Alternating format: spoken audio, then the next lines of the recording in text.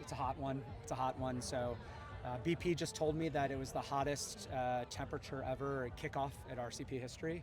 It was challenging for both teams. That they added 2 water breaks per half, and so you were playing in 15-minute chunks, and then we had 2 video reviews. So the game was a little bit more choppy than probably either team would like. Was very impressed by Utah State. They gave us everything we could handle last year. We tied, and I've said this before, I think we created less chances against them last year than we ever have here at KU. They're super organized, really dangerous on the break, some very good individual skill that kids got out of situations we're not used to. And so I thought overall I was happy with the performance. I think that there's 2 parts when things went wrong. One is Utah State's a very good team with very good players, and they're going to make plays, and then we'll just have to adjust. The second is we make unforced errors that give them energy. I thought for first game of the year, it's understandable. I think going forward, we'd like to cut those errors. And so, our team knows our structure pretty well. These mistakes they probably wouldn't make in training. Fatigue gets you, nerves get you, a good opponent gets you. And so I thought we had 2 spells where we gave them too much momentum and had to defend for stretches I don't prefer, but those were the exception. I thought we were on the front foot most of the night. I thought the players largely executed the game plan. Great job to the coaches. I thought the scout was pretty spot on, and so we will have to find goals this year. And players that would probably be high on the list that you might guess would get them, got them. And Jill's really let us take a breath after a frantic opening.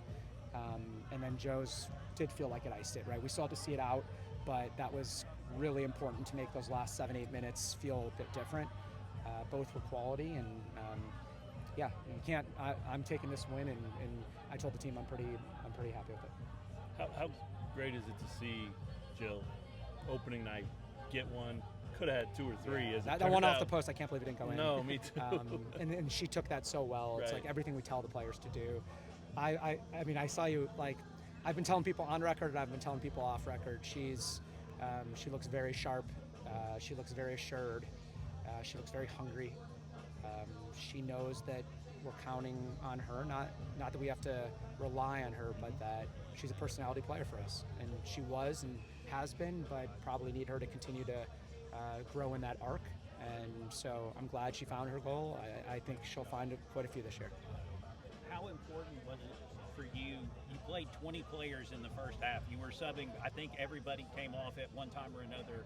I think you had one field player play the whole time, and then your goalie played.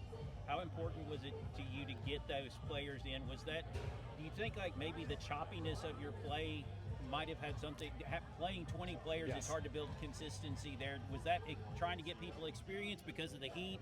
A little bit of both there. Talk about using so many players, especially early in the match. Fair play on you. You called me out on it. I will take accountability, yes. The shuffling, the chopping and changing, the adjusting the lineup certainly didn't help flow, right? And there was one point in the first half where we probably had 6 freshmen on the field, something like 7 or 8 newcomers. And so, them not finding, the rhythm is understandable. I also think they're good enough players where we can hold them to a certain standard. And so, we'll take a little bit of responsibility in that. I think we did have a plan to use a bunch of players. Most of those substitutions were not necessarily a result of the heat. I think towards the end, we had a player or 2 kind of come up with cramps. Those were a little bit more because of the conditions. But first half, it was all part of the plan. I told Caroline and Kate, I hope to not play them 90 this year. We got up to 83. We're working on it. They're great players, so it's hard. I've said this to our team. We tried to identify our strengths, and if we're going to be affirming, we want to say super strength, superpowers, and I think there's a chance that one of our super strengths can be our depth. It should be up front, as long as we can get those kids all firing. There's, maybe not enough minutes. We've got to have a couple of those players emerge, and but I think we're going to build midfield depth. As we get healthy, hopefully we build depth in the back. First of all, shout out to all of our defense, our goalkeeper. It's 2 shutouts, and we played our first 4 center backs we played were 3 freshmen and a transfer. And maybe Tobin snuck in, but for them to be able to, and we limited, I don't think we gave up too much dangerous. There were moments that looked dangerous, but I don't think any of the shots were particularly dangerous, and so. They had 3 shots on goal for the whole match. Yeah, I think the most dangerous one is when we gave them the ball away and the kid shot it from midfield. And almost great. I mean, Sophie's incredibly athletic. But no, I think this team, I've said it, the bottom of this team is so different in a positive way. What we have to try to do is make sure that group that didn't play as much stays as hungry, stays as sharp, stays as fit, that they understand that positions aren't settled. It's a long season. But no, we want to use depth, and we're gonna, I've used the analogy, we're gonna body punch teams to death. And I think even if you look at the end of this game, usually when you're defending a 1-0 lead against a good team, you're probably put under more pressure on the back foot. I thought we were able to stay on top of them, and I think a lot of that is, all the substitutions that we made throughout the game. Last year, you played Utah State to a 0-0 draw, and you kind of chalked up to the mid-block, and you said it was the the most chanceless game that you had last year. No shortage of, chances this time around. I mean, what did you see this second time around comparatively, I guess, to last year? Well, I think, again, I think the Scott was good.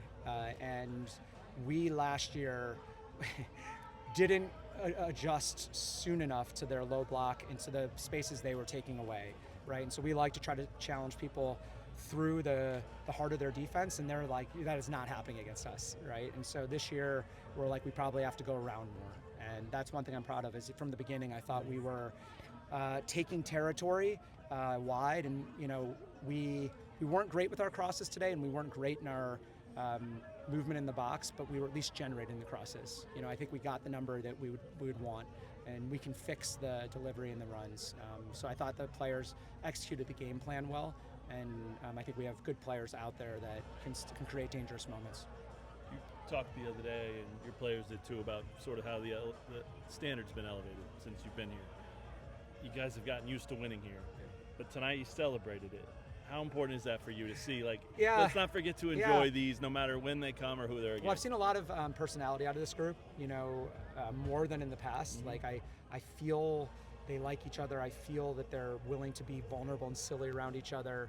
And for whatever reason, I didn't sense a lot of it tonight. I think, the nerves and whatever. I went into halftime, it was very quiet. Okay. And so Jill, who is growing into a great leader, I just grabbed her and I'm like, hey, can we all get together? Let's just see, give a loud yell. And I couldn't find her, so it didn't go exactly as I was planned. But I want them to understand that winning's hard. In this team, winning's very hard. And we experienced this a little bit in my past school, that you feel like even when you beat good teams, it's checking the box. I don't want that feeling here. I don't want it for myself, right? We only get 19 of these regular season matches. We only get 8 here at Rock Chalk. I want us to enjoy the occasion, and when we win, I want us to celebrate that. And they would train all off season for these matches, and let's embrace them. I probably know the answer, but with Caroline Castans being named to the Herman Trophy watch list, did you talk to her at all about that? And I don't think that changes her mindset at all, but how cool is that to have her recognized like that?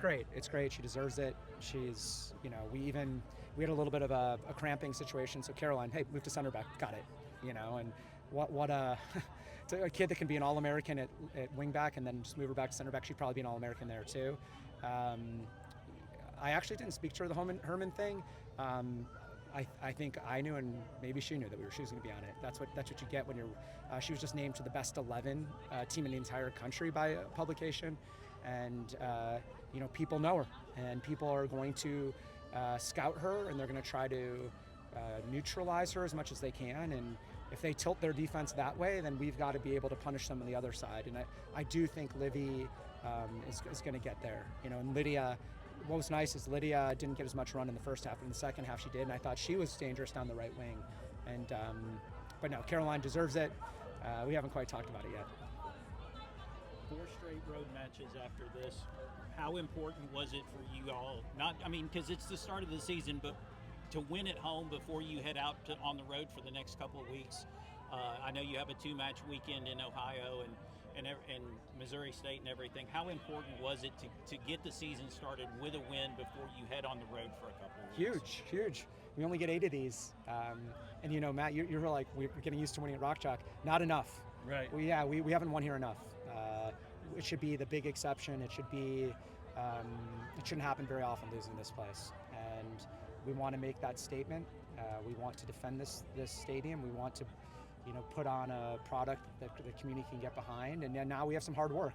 We're getting on a bus Saturday, then we're getting on a plane, and then we're getting on another plane. And you know, our match on Sunday, I believe, is already moved.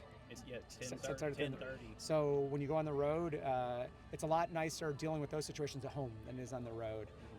But we've, I think, planted our flag in being a good program on the road. We have to live up to that standard. We're not afraid to play road games. We will play if we want good games, right? And wherever those good games are, we'll head there. But the ones we have at home, we only have 3 non-conference. We've got to value them greatly. Any other questions?